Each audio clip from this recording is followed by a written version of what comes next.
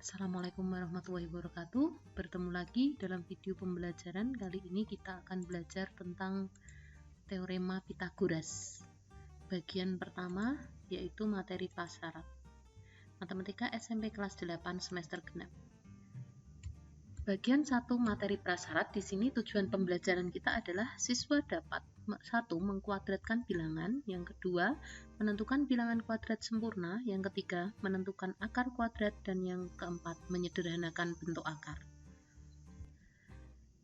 Kita mulai dari materi yang pertama, yang itu mengkuadratkan bilangan. Kita mengenal bilangan kuadrat, contohnya 4 kuadrat, itu artinya 4 kali 4, kita hitung sama dengan 16. Kemudian contoh yang kedua, 7 kuadrat, itu artinya adalah 7 kali 7, hasilnya adalah 49. Contoh yang ketiga, 11 kuadrat, itu adalah 11 kali 11, hasilnya adalah 121. Berikutnya adalah 1,3 kuadrat, sama dengan 1,3 kali 1,3, sama dengan 1,69. Dan berikutnya adalah 0,5 kuadrat, sama dengan 0,5 kali 0,5 sama dengan 0,25.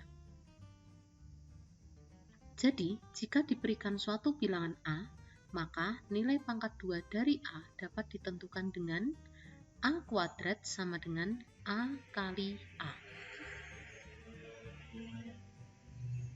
Bagian kedua, bilangan kuadrat sempurna.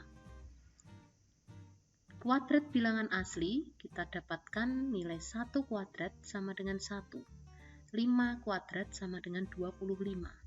16 kuadrat sama dengan 256. 20 kuadrat sama dengan 400. Hasil dari pengkuadratan bilangan asli disebut bilangan kuadrat sempurna. Kita hitung mulai dari 1, 4, 9, 16, 25, 49, dan seterusnya, di mana angka 1 ini kita peroleh dari 1 kuadrat, angka 4 adalah 2 kuadrat, angka 9 adalah 3 kuadrat, angka 16 adalah 4 kuadrat, angka 25 adalah 5 kuadrat, dan angka 49 adalah 7 kuadrat, dan seterusnya. Menentukan akar kuadrat.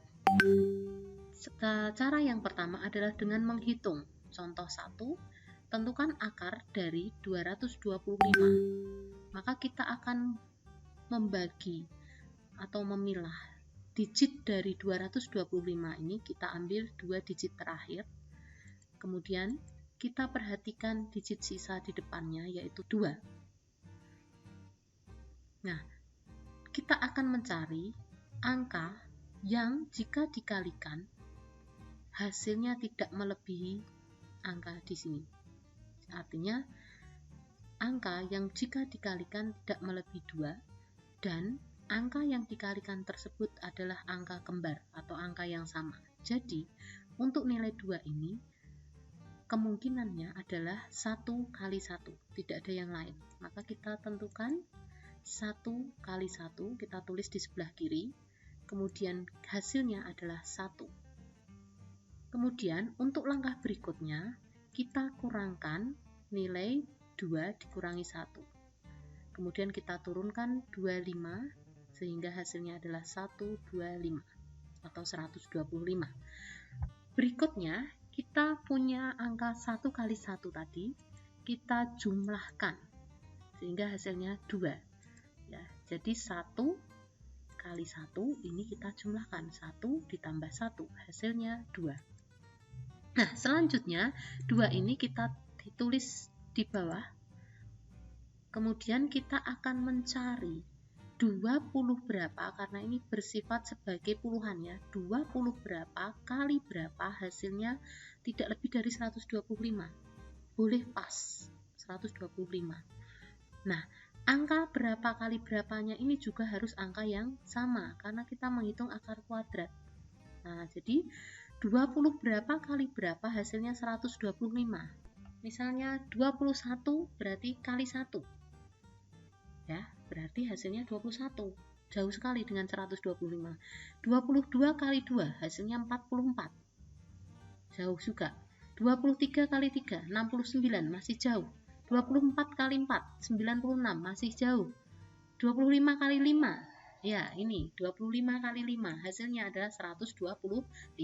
Kemudian kita kurangkan 0. Karena habis, maka hasil dari akar 225 adalah 15. Jadi akar 225 sama dengan 15. Menentukan akar kuadrat dengan cara menghitung, kita masuk ke contoh 2. Misalnya akar dari 17.424 sama dengan berapa? Nah, kita akan pilih 2 digit dari belakang, kemudian kita punya sisa 1 angka. Nah, kita perhatikan angka 1. Tadi kita katakan bahwa berapa kali berapa hasilnya 1, maka satu-satunya jawaban adalah 1 kali 1. Dan kita hitung 1 kali 1 adalah 1. Kemudian kita ambil sisanya, yaitu 74.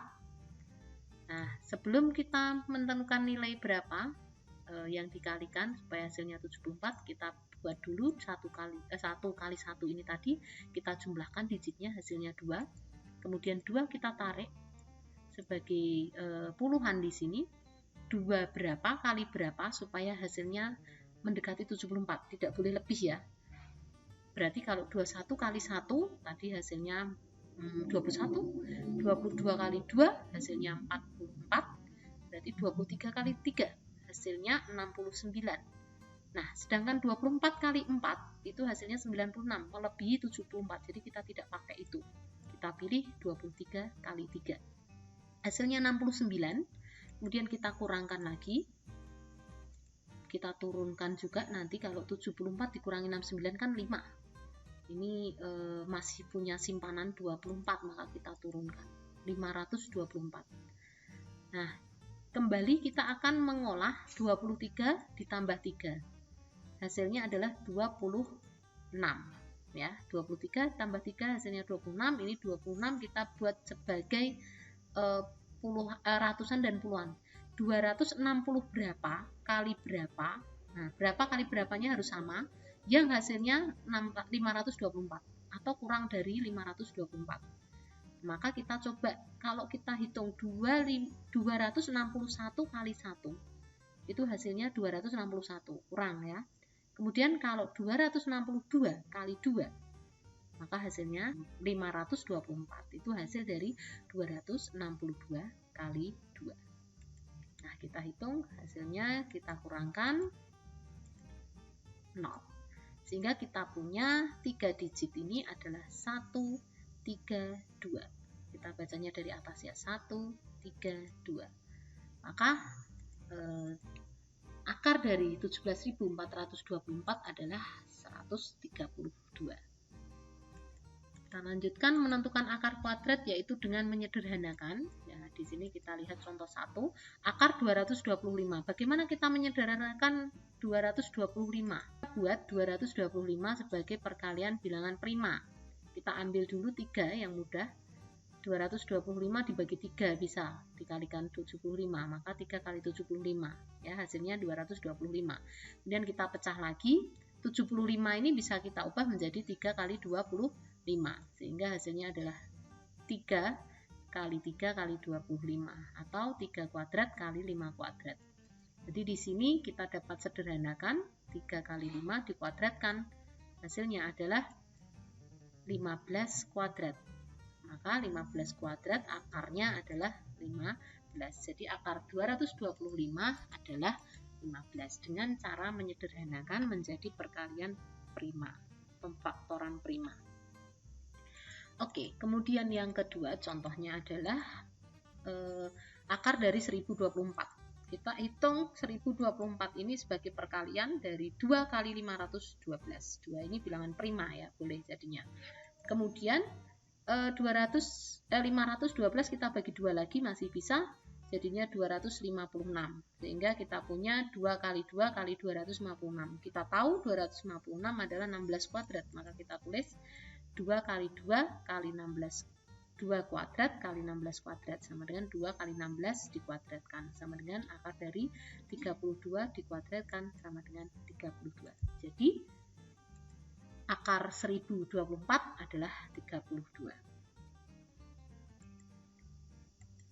Selanjutnya adalah dengan cara perkiraan, walaupun di sini mestinya hasilnya tidak mendekati sempurna ya. Jadi ada perkiraan. Kita coba contoh 1, akar 12.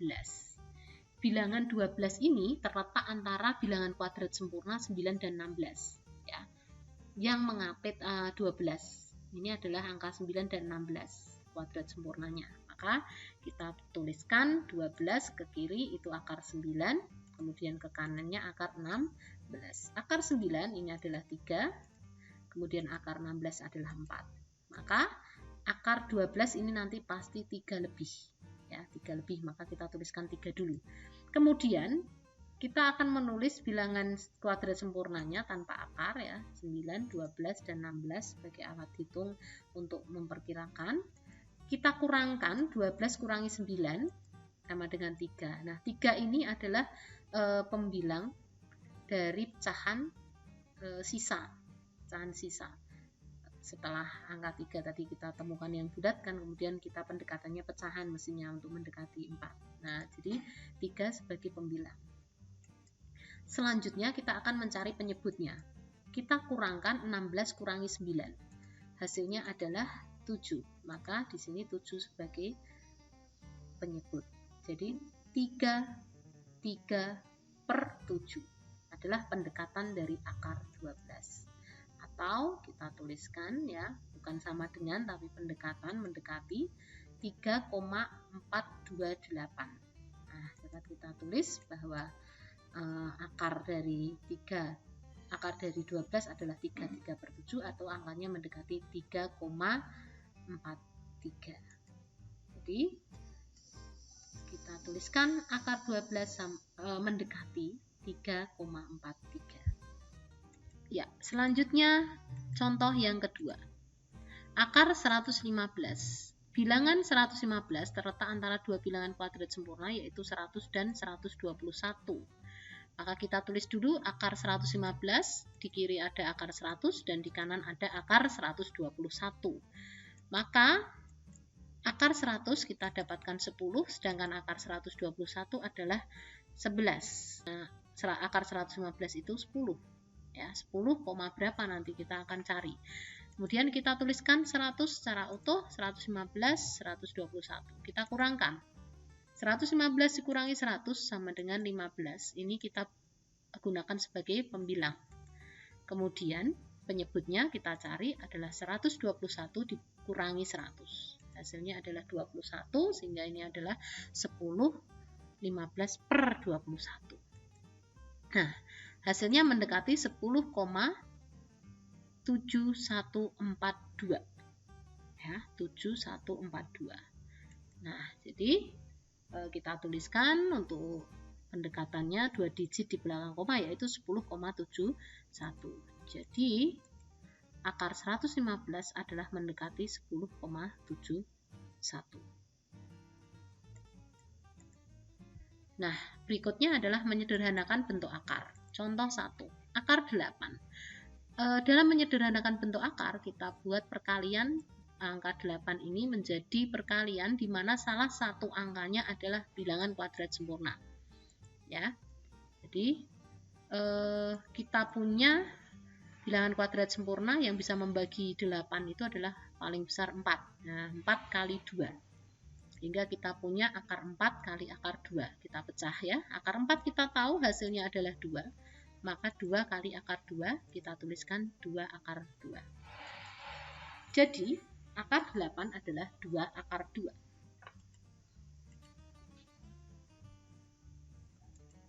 Akar 48 sama dengan berapa? Kita punya 48 akarnya. Kita cari buat perkalian yang hasilnya 48, tetapi dia harus memuat bilangan kuadrat sempurna. Kuadrat sempurna yang paling maksimal yang menghasilkan angka 48 adalah 16 ya. Karena 16 kali 3 adalah 48. Jadi kita pisahkan akar 16 kali akar 3, hasilnya adalah 4 kali akar 3. Jadi kita tulis 4 akar 3. Jadi akar 48 adalah 4 akar 3. Demikian video pembelajaran kali ini. Terima kasih atas perhatiannya. Semoga bermanfaat. Sampai jumpa lagi pada video berikutnya. Assalamualaikum warahmatullahi wabarakatuh.